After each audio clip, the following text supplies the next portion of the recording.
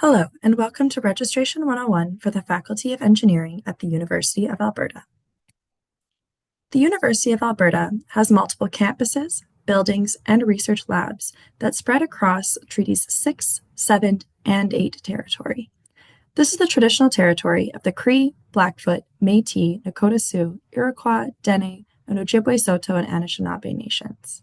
The University of Alberta respects the sovereignty, lands, histories, languages, knowledge systems, and cultures of the First Nations, Métis, and Inuit nations that make our campus community vibrant.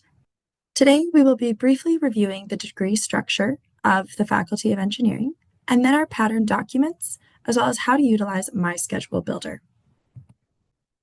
Students entering into the Faculty of Engineering begin in a foundational or qualifying first year. In this first year, all students take the exact same 12 courses. This allows you to qualify for discipline placement at the end of your first year. At the end of your first year, you will fill out a discipline ranking form and be placed into a discipline or a specialization. There are two routes that you can choose from, traditional or co-op. The traditional degree takes 4 years to complete, and it follows the traditional academic schedule of classes September to April and your summers off.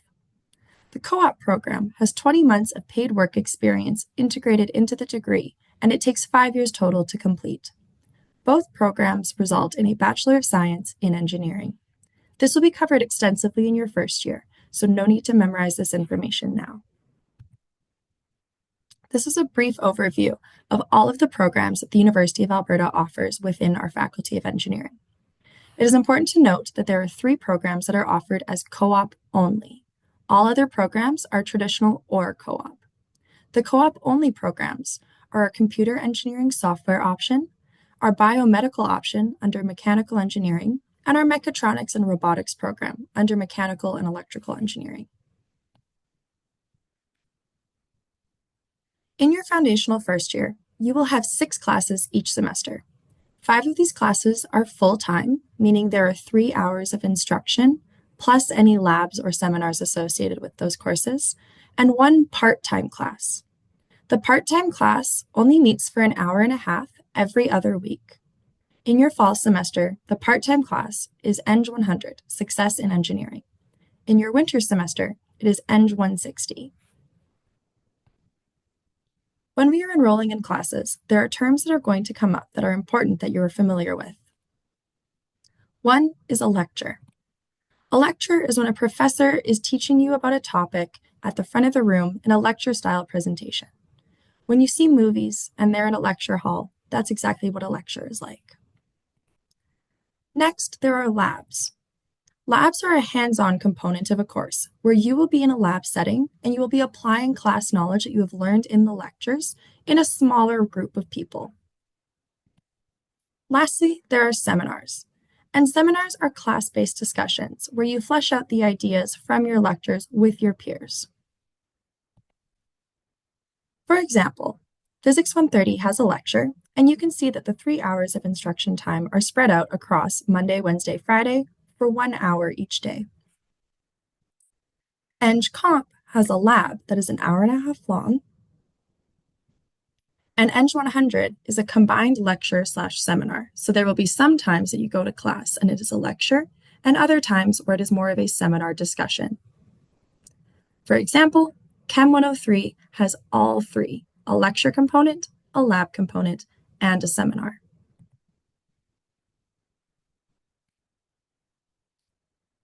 Once you have been assigned a pattern, it is important to understand your pattern document. Please note that once you have filled out the pattern ranking form, the assigned pattern will only be sent to your UAlberta email. It will not be sent to your personal email. For information on how to access your UAlberta email, please visit our Reg 101 self-guided module.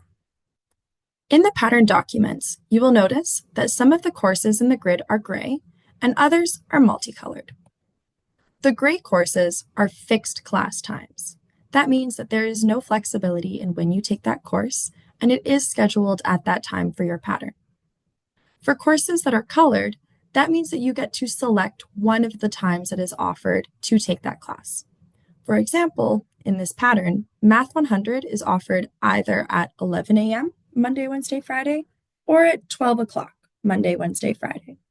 You can choose when to take that class, but you don't get to select one on either day. So you can't have 11 o'clock on Monday, 12 o'clock on Wednesday, and 11 o'clock on Friday. It will either be 11 o'clock on all 3 days or 12 o'clock on all 3 days. The same option is available for your Chemistry 103 seminar in this pattern. The seminar can either be on Tuesday or it can be on Thursday. When reading your pattern documents, all of the information that you need to register in your courses is found on these grids.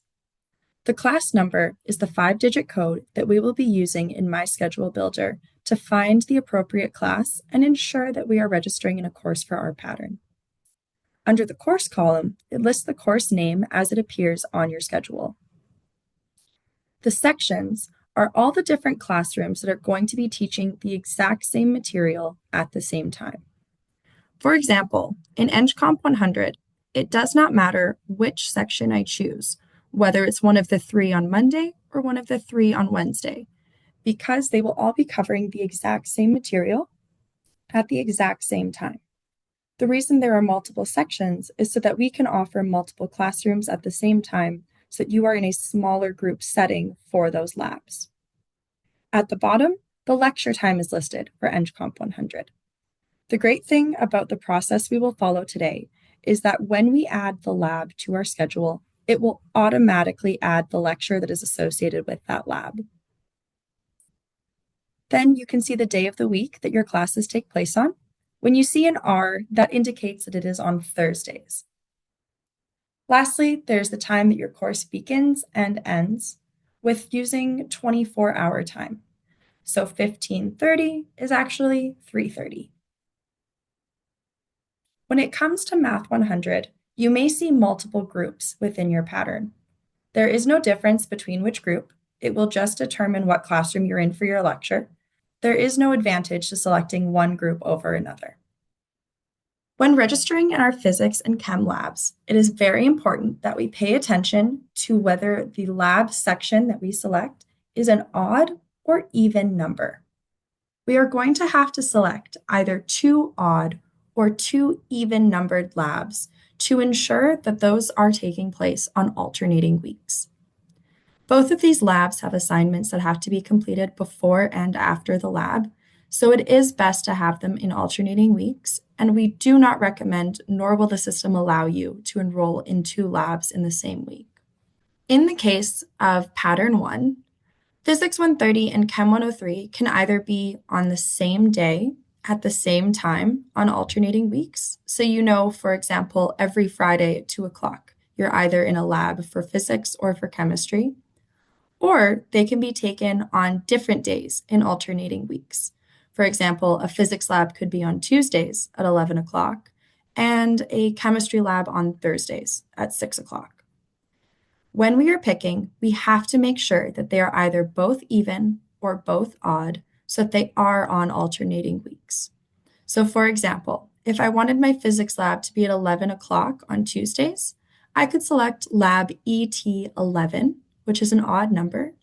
And then if I wanted my chem lab on Thursdays, I would have to select lab M01. It is important that when we are registering in our courses, we go in the order of the pattern document. So the last class we would enroll in for the fall semester would be Engineering 130.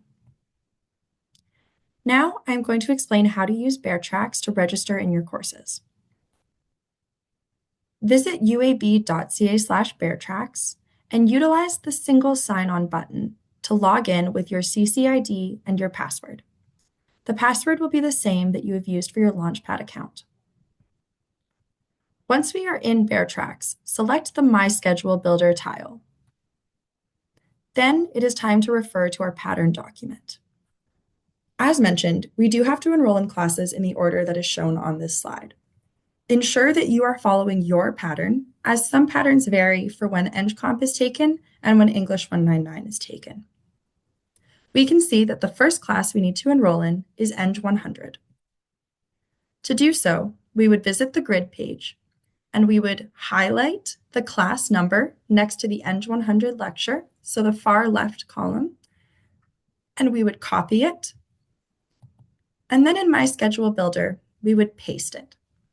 This will show us the exact class section for our pattern. We can confirm that we have entered the correct course number for our pattern because under the class remarks, it will tell us what pattern is eligible to be in that class. This is why it is so important to copy and paste the course numbers directly from the grid slides. Otherwise, you risk adding courses to your schedule that are not eligible for your pattern, as if you are assigned in pattern 1, you cannot enroll in pattern 2 or 3 or 4 classes. Next, we know that we have to enroll in EngComp 100. So we visit the course page, and we see that there are multiple times and multiple days that we can select when we want to have our lab. We would choose one of the sections. They will all contain the exact same information. Even if they are on different days, they will be the exact same information taught. So we can select relatively at random which class section we want to be in. We would then copy that 5-digit course number and paste it into My Schedule Builder. Now we can see that by adding the lab, the lecture was automatically added to our schedule. We do not have to go back to add the lecture course code. It's already there for us. Again, when we are registering in our physics and our chemistry labs, it is very important to maintain consistency across the labs to either enroll in both even or both odd lab sections. They can be on different days. As long as they are both even or both odd, they will be on alternating weeks. The great thing is, with My Schedule Builder, you can slide the toggle from week to week and see that you have enrolled in your classes correctly, as one week it should show a chemistry lab and the following week a physics lab. Once you have completed your schedule and added all 6 classes for your fall semester, you can click the button, Get This Schedule. If you're not certain about the course times that you've selected and you want to play around with other options, you will also see an option to save as a favorite. When we are ready to move forward, click Get This Schedule, and this page will populate.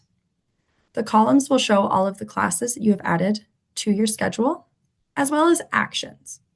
The actions will automatically say enroll, but we are going to change all of the drop-down menus to say add to cart. Once we have selected this for all 6 classes, you will click the button Do Actions. Once you have clicked Do Actions, you will see a successful enrollment notification on your screen. It will say that the courses have been added to your enrollment course cart. This doesn't mean that we have enrolled in the classes, but instead, it means that they have been added to our cart.